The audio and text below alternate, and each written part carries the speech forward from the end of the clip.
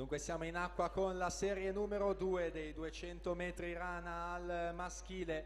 Passaggio più veloce è quello di Prema Zervial, che è al comando anche alla virata dei 150 metri. Atleta classe 1998, portacolori dei Seagulls Swimming, atleta sudafricano.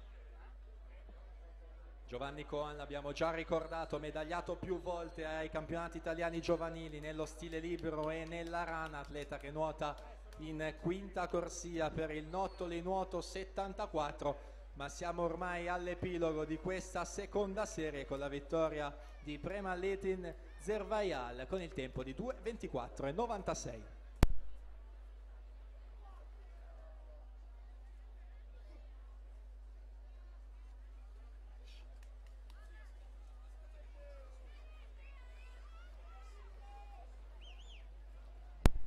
Tanto c'è un annuncio di squalifica in questa seconda serie appena conclusa. L'atleta in corsia numero 4, Giacomo Zulian, è stato squalificato.